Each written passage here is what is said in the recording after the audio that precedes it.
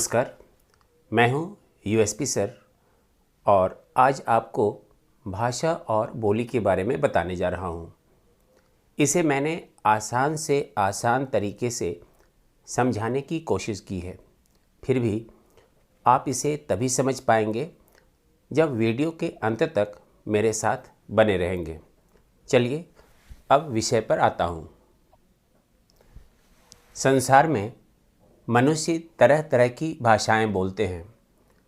कोई हिंदी, कोई मराठी, कोई गुजराती, कोई बांग्ला, तो कोई अंग्रेजी, जर्मन, तुर्की, चीनी, जापानी आदि।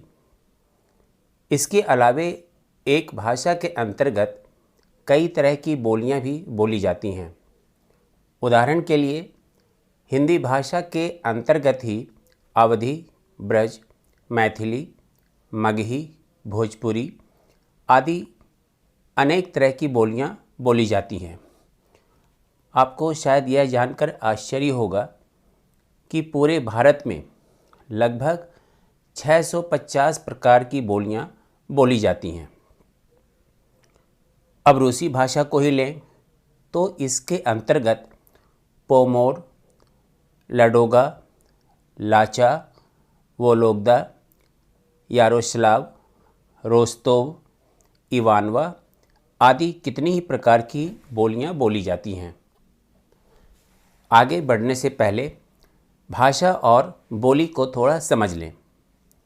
भाषा विस्तृत भूभाग में बोली जाती है, जबकि बोली छोटे से क्षेत्र में बोली जाती है। डॉक्टर ग्रियर्सन का यह मानना है कि भाषा और बोली के बीच कोई स्पष्ट विभाजक रेखा खींचना एक कठिन कार्य है। उनका कहना है, भाषा और बोली में वही संबंध है जो पहाड़ और पहाड़ी में। यह निसंकोच कहा जा सकता है कि एवरेस्ट पहाड़ है और हाल्वार्न पहाड़ी, किंतु इन दोनों के मध्य विभाजक रेखा को बता पाना कठिन है। फिर भी भाषा और बोली के अंतर को मैं इन शीर्षकों के अंतर्गत आपको समझाने की कोशिश करता हूँ। पहला शीर्षक है विस्तृत तथा सीमित क्षेत्र। भाषा का क्षेत्र विस्तृत होता है, जबकि बोली का क्षेत्र सीमित होता है। एक ही भाषा की दो बोलियों को बोलने वालों को एक दूसरे की बोली को समझना उतना कठिन नहीं होता जितना दो भाषाओं को। दूसरा शीर्षक है एक क्षेत्र एक भाषा मगर बोलियां अनेक। एक क्षेत्र में मुख्य रूप से एक ही भाषा बोली जाती है, लेकिन विभिन्न प्रकार की बोलियां बोली जाती है। याद रखें, एक क्षेत्र में अनेक भाषा नहीं हो सकती। तीसरा शीर्षक है दूसरी बोली को समझना आसान, लेकिन भाषा को नहीं। इसका संकेत मैं पहले शीर्षक में ही दे चुका हूँ।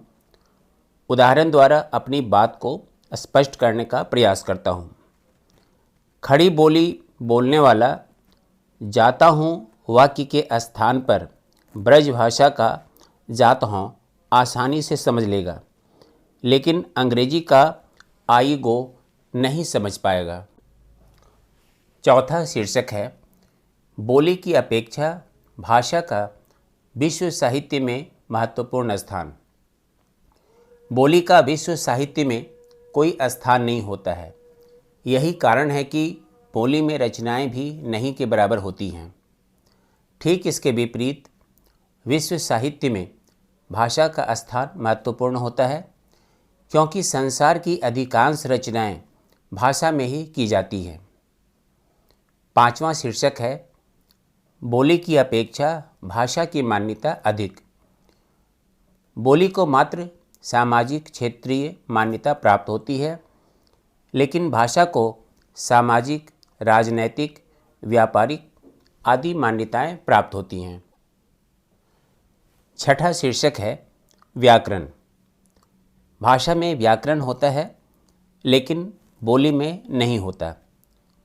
बोली का स्वरूप व्यक्ति की सामाजिक स्थिति पर भी निर्भर करता है। 7वां शीर्षक है लिपि। प्रत्येक भाषा की अपनी लिपि होती है जिसमें वह लिखी जाती है, लेकिन बोली की अपनी कोई लिपि नहीं होती है। लिपि के लिए उसे भाषा पर ही निर्भर रहना पड़ता है।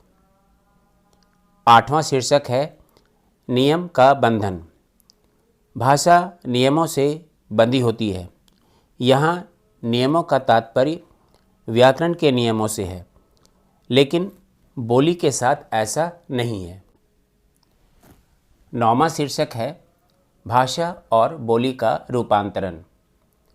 राजनीतिक, साहित्यिक आदि कारणों से ऐसा भी होता है कि कभी बोली भाषा का रूप ले लेती है तो कभी भाषा बोली में बदल जाती है। उदाहरण के लिए अवधी और ब्रज अब बोली हैं, पर पिछली कई सदियों तक वे भाषा थी। रीतिकाल तक तो ब्रज भाषा का ही बोलबाला था। 10वां शीर्षक है भाषा तथा बोली के बनने बिगड़ने में परिस्थितियों का योगदान।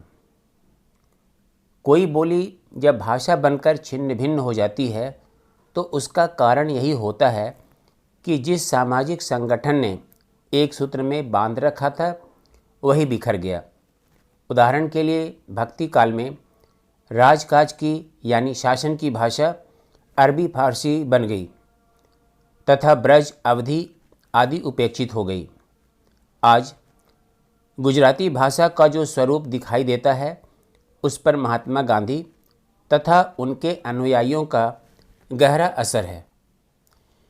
11वां शीर्षक है बोलियों का लोप भाषा में हो जाता है, लेकिन भाषा का लोप बोली में नहीं होता। जब किसी प्रदेश की बोली मानक रूप धारण करके भाषा बन जाती है, तब आसपास की बोलियां अपनी छोटी छोटी विशेषताएं खो बैठती हैं और उसी भाषा में सम्मिलित हो जाती हैं।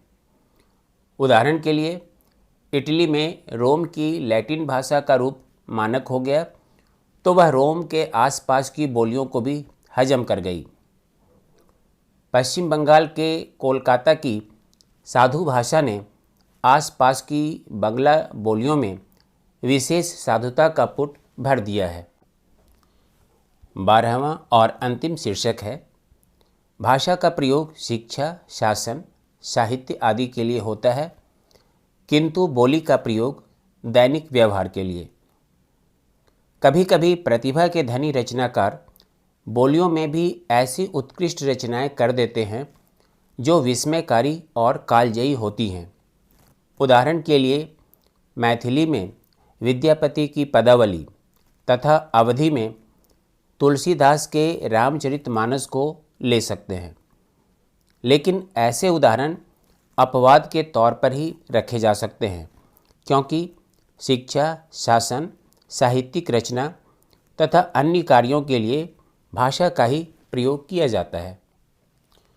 भाषा और बोली के बारे में मैं अभी आपको बता रहा था और कुल मिलाकर मैंने अपनी क्षमता के अनुसार भाषा और बोली के बीच 12 अंतरों को आपके सामने रखा है। इतने के बाद भी मैं यह कहने को बाध्य हूँ कि भाषा और बोली में कोई तात्विक अंतर नहीं। आपसे विदा लेने के पहले मैं एक बार फिर आपसे अनुरोध करता हूँ कि अगर मेरे वीडियो आप पसंद कर रहे हों तो कृपया इसे लाइक करें, अपने मित्रों के बीच शेयर करें तथा अपने ही चैनल यानी हिंदी हाईवे को सब्सक्राइब करना ना भूलें। धन्यवाद।